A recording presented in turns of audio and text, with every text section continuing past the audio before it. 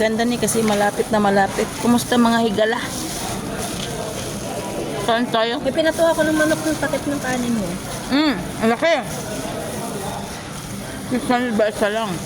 Magkano 600 sa atin? Siguro mga... 65. Ha? 65. Mga 65? Na. Natumba. Pasensya na. Pansit doon. Parang hindi 65 te. Parang, Pansit doon. parang mga 50 or 60 ganun. Alin. Eh, may ano pa, 65 yan. Ang alin?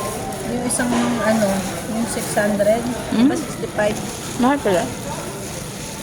600. Manok? Mahal. Mahal. Ano ba? Mahal sa'yo?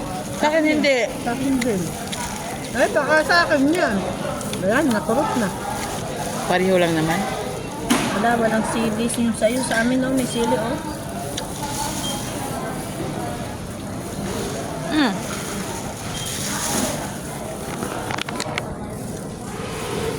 At yung kain namin.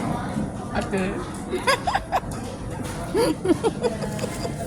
May baon kami kanin. Ba't sa may sa happy lang yung mga nagjajalbi may kanin baon. Dapat sa yung ano, kanin. Doon mo, pansit. Sabi ko doon sa amo ko, Madam, pwede ba ako magsaing ng kanin? Magbabaon ako ng kanin, didiyop kami. Idpe. Magpaalam ako pa, andyan yung amo ko laki para walang tangge. Kapay ito mata, doon ah. Tama mo? Sino ba ang ano doon? Hindi mo every time mabait. Hindi naman every time, may tuyo din.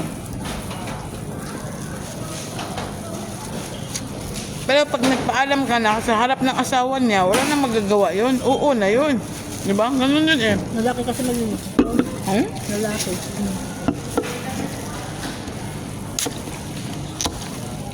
Basta pag nandyan si sir, may dinner ako. Bibili ng, hindi na magpaluto, bibili lang sila, pero bibili lang din niya ako. Pero pag amo ko lang babae, walang ano yun.